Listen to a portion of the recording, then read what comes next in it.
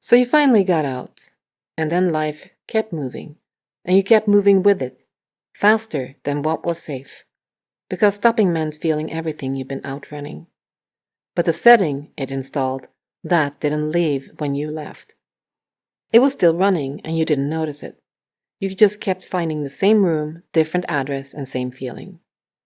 You thought it meant something was wrong with you, that you hadn't learned, that after everything you still hadn't figured it out. But that's not the right diagnosis.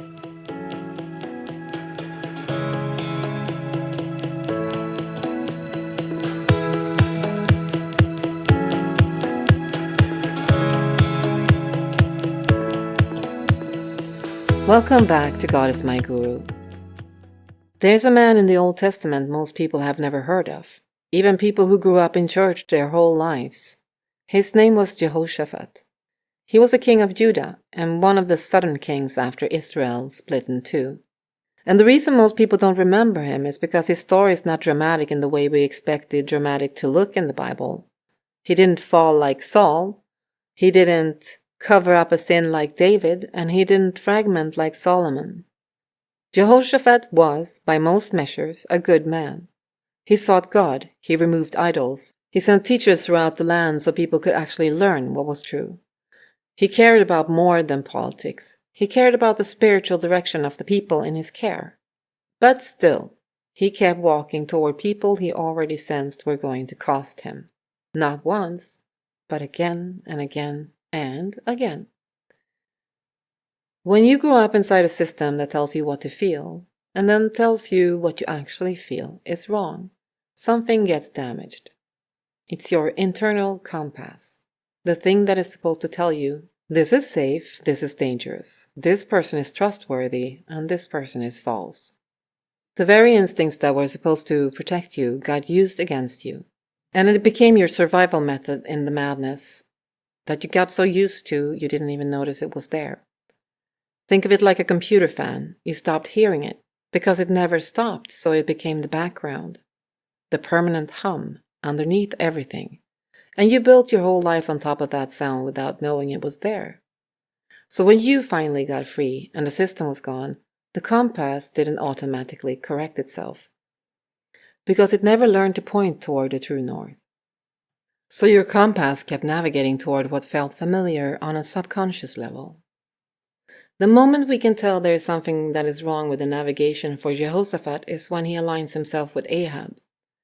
If you know anything about the Bible, you know that Ahab was one of the worst kings Israel ever produced.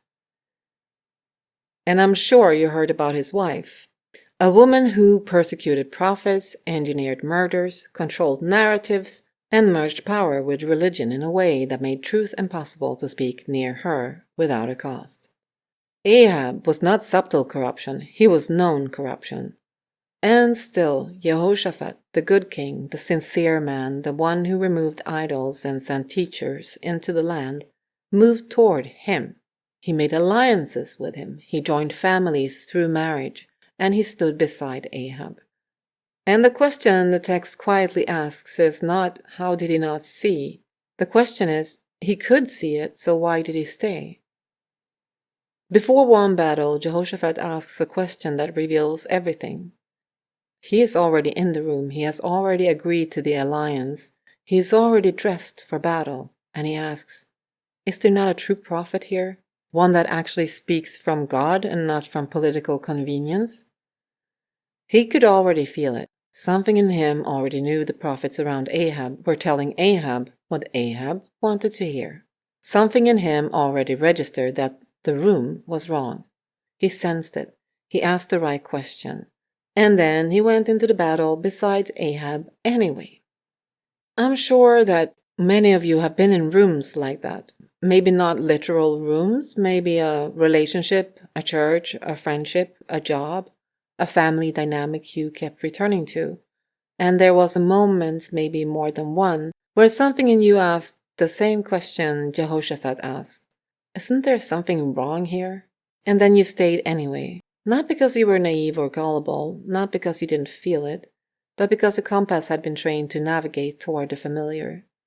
And the familiar had the shape of what you already knew.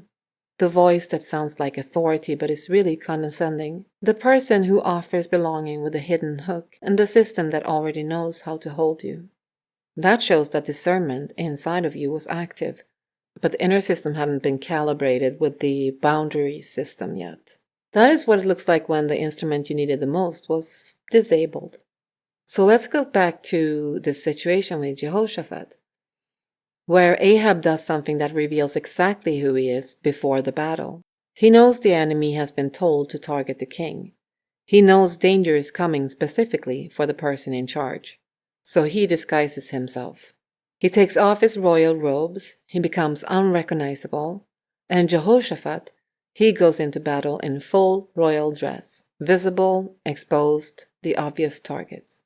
Whether Ahab told him to or whether Jehoshaphat simply didn't know, the result is the same. Ahab protects himself, Jehoshaphat absorbs the exposure. The enemy sees Jehoshaphat in his robes and attacks him instead. That scene, a man who hides behind the sincerity of someone standing next to him, that is a very old pattern. And many people in this audience have been Jehoshaphat in that scene without ever knowing there was a disguise involved. Trusting people to do the right thing is not weakness. It's a compliment they didn't earn. And some people mistake that compliment for a target, an opening to do harm. The quality that makes a person capable of deep trust, deep loyalty, deep connection, that exact quality is what the Ahabs of the world recognize and walks toward. So when we go back to the battle to read what happens next, the text almost says it casually, no drama, no exposure, no moment where someone finally pulls off the disguise in front of witnesses. A soldier draws a bow at random, and the arrow finds the gap in his disguise and kills him, indifferent to the costume. You can redirect attention, you can manage every appearance, and you can make someone else stand where you should be standing. But consequence does not read the costume. You rebuilt yourself, after the system, after the person, after the place. But you did it with the wrong information, from people who didn't have the right information either, looking for something in others they couldn't give, because nobody in that chain knew what it felt like to have it. They were copies of what you left, just with a different system running. Similar, and at the same time different enough to go under your radar. And meanwhile, you were looking from a place where you didn't know what to ask for, because you didn't know who you were. You hadn't lived enough of your own life to know. Think of it like this. You're a new driver. You don't have enough experience to say what feels right and what fits and what you actually need. So you drive what they hand you. And then when that one is breaking down, you find another one that feels familiar. Because familiar was the only reference point you had. But there's something else happening underneath it too. There's a pull that had nothing to do with your choice. When something hasn't healed, it calls out, not in words, but it sends a frequency, and it recognizes the corresponding frequency coming back. What answers your frequency is not what will heal your frequency. It's what already knows its shape. The same specific absence, the same familiar ache, wearing a different face. The wound navigates toward what it recognizes, even when what it recognizes is the thing that hurt you the first time. Jehoshaphat survived the battle. Despite being the visible target, despite being exposed where Ahab was hidden, he cried out to God and he was spared. After the battle, a prophet comes to Jehoshaphat and says, "Should you help the wicked and love those who hate the Lord?" That's a strong reprimand. It's God, through a prophet, pointing at the pattern and naming it. A person who had fully learned the lesson would have separated completely with Ahab's family after that. Jehoshaphat didn't. Instead, he reconnected with Ahab's son later. New alliance, new partnership, and new ships built together. The ships were destroyed before they even sailed. The same wound, the same pull, the same almost but not quite. Not because he forgot the warning, but because discernment can exist before boundaries fully mature. And until those two things catch up with each other, a person can see correctly and still feel the pull toward what is familiar.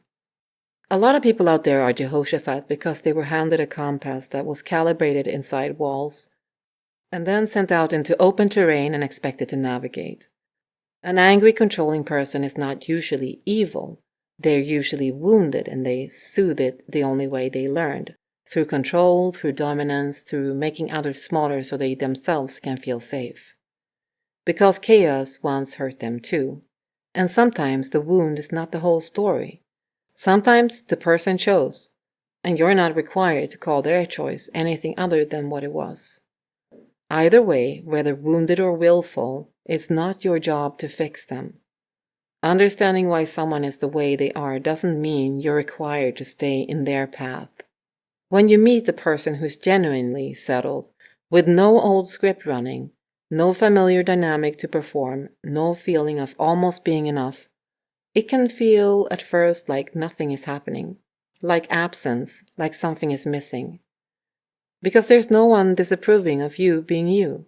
No performance required, just you as you are. And that, for someone who learned that love comes with conditions, can feel uncomfortable enough to feel wrong. It's not wrong, it's what it feels like when the wound stops navigating for you. There's something God says about all of this, about the scattered ones, about the people who were handed the wrong compass and sent into a terrain they didn't know how to read, about the ones who kept walking toward what was familiar because nobody had ever shown them what safe actually felt like. You can find it in Ezekiel 34. God is speaking to the leaders, the shepherds, the ones who were entrusted with care. And what he says to them is not gentle. You have not strengthened the weak, or healed the sick, or bound up the injured. You have not brought back the strays or searched for the lost. You have ruled them harshly and brutally. The spotlight is not on the sheep. The scattered ones are not described as rebels God discarded.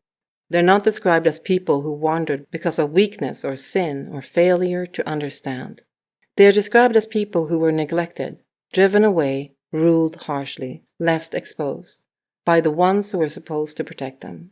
And then he speaks about the accountability. I am against the shepherds, and I will hold them accountable for my flock. If you grew up being told that the leaders, the authorities, the system were God's direct representatives, that their voice was his voice, that their judgment was his judgment, that to question them was to question God himself, then God is not standing with the shepherds in this passage. Instead, he says, I myself will search for my sheep and look after them. Not find your own way back or explain why you stayed so long and not even prove why you deserve to be found. I myself will search and look after them. That is the God who has been waiting underneath every wrong portrait you were handed, not the one holding the record of every time your compass misfired. The one who already knew why it misfired, and he is coming for you anyway. The people who hurt you, the ruthless ones, they moved on. They're not carrying what happened. You are. Every time they come back into your mind, you give them energy. You hand them space in you that they do not deserve and never earned. So I'm going to give you a small technique that helped me. Picture writing their name in the sand, and a wave comes and washes it away. That's all. No confrontation, no audience, no moment where they finally understand what they cost you. Because that moment is almost certainly never coming. And even if they came back and asked for forgiveness, you already know it wouldn't feel like the healing you needed. The loop loses its signal, the one that kept navigating you back to the same terrain, the same faces, the same almost but not quite. You take your space back, not for them, not because they deserve to be released. And if they ever come back, you can simply say, I gave it to God, so you should go and talk to him now. Because you deserve to stop being in their frequency. Jehoshaphat was not naive. He wasn't evil or weak in his faith. He was a sincere man whose discernment was stronger than his boundaries. And sincerity with the wrong people becomes dangerous when your signal has been calibrated to distortion. The fear you carried made sense. Given what you were shown, it was the most rational response, but the portrait wasn't accurate. And the map you've been navigating with, the one that came with the portrait, the one handed to you before you were old enough to choose, that is what this episode was about. Not what is wrong with you, what was handed to you. If you want to know how it ended for Jehoshaphat, he kept returning and God kept correcting, not abandoning, correcting, because the ones who were scattered by harsh shepherds or neglecting shepherds are not the one who God walks away from. They're the ones he goes looking for himself.